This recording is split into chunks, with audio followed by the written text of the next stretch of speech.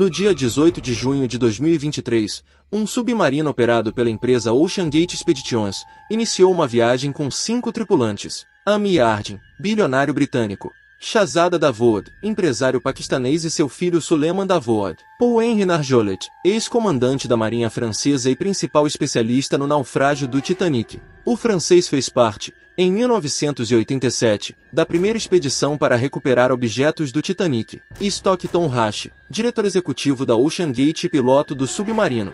Seu destino final era chegar aos destroços do navio afundado Titanic, que fica a 3.800 metros de profundidade, a 650 quilômetros da costa do Canadá. A viagem duraria 8 dias e custa $250 mil, cerca de R$1.200.000. O submarino demora cerca de 2 horas para descer e chegar até onde está localizado os destroços do Titanic, mas em cerca de 1 hora e 45 minutos, o submarino perdeu contato com a superfície, o que era crucial para a viagem, já que o submarino era controlado por um controle, estilo videogame, por uma pessoa que estava na superfície. Então o submarino ficou totalmente à deriva do mar, sem controle algum pelos tripulantes do veículo. Devemos lembrar as condições em que os tripulantes estavam. O submarino é capaz de levar até 5 pessoas ao mesmo tempo. Possui a capacidade de armazenar 96 horas de oxigênio. Tem uma altura de 2,5 metros, uma largura de 2,80 metros. Pesa cerca de 10 toneladas, e tem uma velocidade de 5 km por hora. Após o desaparecimento, no domingo, a estimativa inicial era de que os tripulantes teriam mais 96 horas de oxigênio. Na manhã de quarta-feira, durante entrevista à BBC, o contra-almirante John Malger disse que as autoridades norte-americanas já trabalhavam com um prazo inferior a 20 horas. Então assim, começaram as buscas pelo submarino desaparecido. Iniciativa das buscas.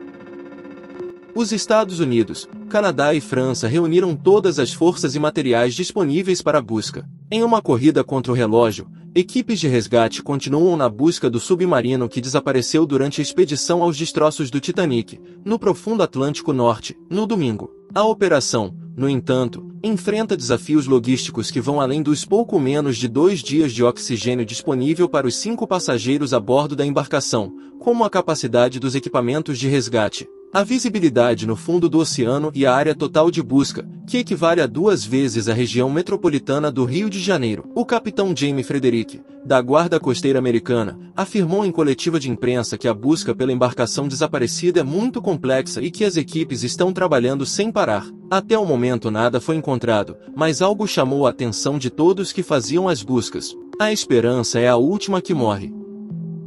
Em publicação no Twitter, o primeiro distrito da Guarda Costeira dos Estados Unidos afirmou que um avião canadense P-8 que participava nas buscas detectou batidas na região a cada 30 minutos. 4 horas depois, um sonar adicional foi ativado e as batidas ainda eram ouvidas. Aviões canadenses P-3 detectaram ruídos subaquáticos na área de busca.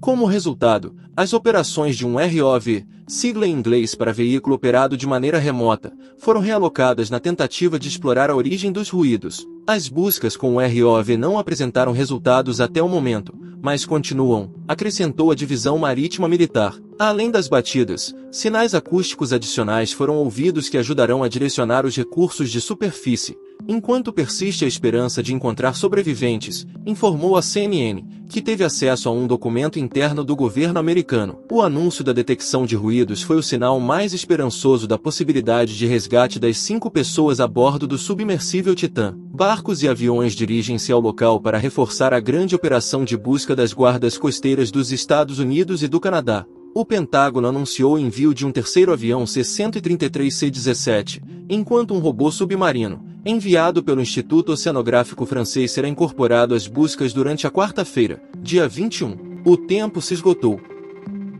No domingo, dia em que o submarino desceu para as profundidades do Oceano Atlântico, o veículo tinha a capacidade de armazenar 96 horas de oxigênio para a tripulação. Isso quer dizer que hoje, no dia em que faço esse vídeo, dia 22, quinta-feira, o oxigênio definitivamente acabou, o que significa que as chances de algum tripulante ter sobrevivido é zero.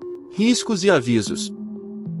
O submarino desaparecido tinha vários motivos para não ter feito essa viagem. A OceanGate foi alertada por um ex-funcionário quanto a problemas de controle de qualidade e segurança no submersível Titan em 2018, segundo documentos judiciais obtidos pela imprensa americana. De acordo com a revista The New Republic, a OceanGate processou David Loschid, então diretor de operações marítimas da empresa, após ele supostamente divulgar informações confidenciais sobre o Titan. Loschid, por sua vez, afirma ter sido demitido injustamente da companhia após levantar preocupações sobre a recusa da empresa em conduzir testes críticos e não destrutivos do Titan. De acordo com Loschid, os passageiros do submarino correriam perigo conforme o veículo atingisse temperaturas mais profundas por conta da pressão sobre a estrutura do Titan. No processo, Loschid também detalhou uma reunião da equipe de engenharia da empresa, onde diferentes funcionários expressaram preocupação quanto à segurança do submarino. O CEO da OceanGate, Stockton Rush, pediu, então, a Loschid uma inspeção no Titan. Mas, no processo, o então funcionário da empresa relata ter tido dificuldades em obter documentos necessários para a realização do trabalho. Os passageiros pagantes não teriam conhecimento e não seriam informados sobre esse projeto experimental, a falta de testes não destrutivos do casco ou que materiais inflamáveis perigosos estavam sendo usados dentro do submersível, diz um dos documentos do processo. A dificuldade do resgate. Mesmo que o submarino tivesse sido encontrado com horas restantes de oxigênio, o resgate seria imensamente complexo e difícil de ser feito. As condições são adversas. O fundo do mar no local onde o Titanic está, a 3.800 metros de profundidade, é completamente escuro, e a pressão da água é muito elevada. Numa profundidade como essa, um sistema de busca por sonar precisaria ser especializando num feixe muito estreito, mas com frequência alta o suficiente para detectar um submersível tão pequeno, explica o geocientista britânico Jamie Pringle. A pressão a 3.800 metros de profundidade, no local onde está a carcaça do Titanic, é de cerca de 400 atmosferas, o que é mais ou menos como sentir o peso de 35 elefantes sobre os ombros. Isso torna a pesquisa do fundo do mar um desafio tecnológico, com uma necessidade de submersíveis e submarinos especiais. Eles precisam estar em condições de aguentar, durante muito tempo, essa enorme pressão. Todo submarinista e mergulhador de águas profundas sabe como o mar profundo é implacável. Explorar o mundo subaquático é tecnicamente tão desafiador, se não mais, do que explorar o espaço, diz Fúzio. O Titã é feito de fibra de carbono e titânio, materiais que podem aguentar a pressão existente numa profundidade de 3.800 metros. O casco é feito de uma maneira a proteger a tripulação da pressão do fundo do mar, ao menos enquanto ele estiver intacto. Submarinos militares de resgate podem ir no máximo a uma profundidade de 3.000 metros. Se o submersível estiver no fundo do mar e não tiver mais propulsão, e assim um resgate do submersível como um todo for descartado, o salvamento da tripulação não é possível, explica a Marinha da Alemanha. Fúzio diz que mesmo submarinos militares com propulsão nuclear estão limitados a uma profundidade de 500 metros e poderiam usar seus sonares somente para detectar sinais do Titã, mas sem poder se aproximar dele. Teorias e possibilidades.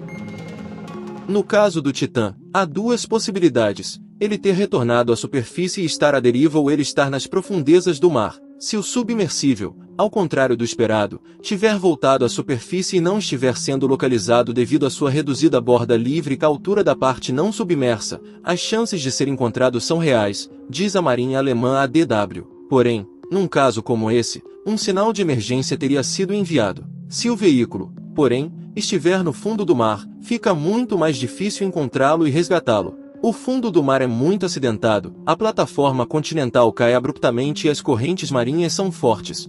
Além disso, a água do mar impede a maioria das opções de comunicação. Infelizmente, a água do mar bloqueia muito rapidamente a transmissão de ondas eletromagnéticas embaixo da superfície, explica o especialista australiano Eric Fusio, da Universidade de Adelaide. Tanto radares e GPS como projetores de luz e raios laser são absorvidos depois de poucos metros. Outra teoria é que o submarino tem implodido no fundo do mar. Michael Harris, um mergulhador experiente em grandes profundidades aquáticas, falou à rede televisiva norte-americana Fox News sobre o que poderia ter acontecido com o veículo e a sua tripulação. Na entrevista, Harris destacou que teme que o submersível tenha implodido nas profundezas do oceano. Esse cenário pode ser uma realidade caso tenha acontecido algum tipo de falha na estrutura do submarino. Nesse cenário hipotético, a pressão do oceano seria insuportável e, por isso, causaria uma implosão do veículo, fazendo com que os passageiros a bordo fossem esmagados. O pior cenário é que algo tenha acontecido com o casco e nosso medo é que tenha implodido cerca de 3.200 metros, 10.000 pés, revelou Harris em entrevista a Jesse Veters. Gente, tô passando aqui no final do vídeo, estou terminando de editar, e acabou de chegar notícias novas sobre o submarino desaparecido.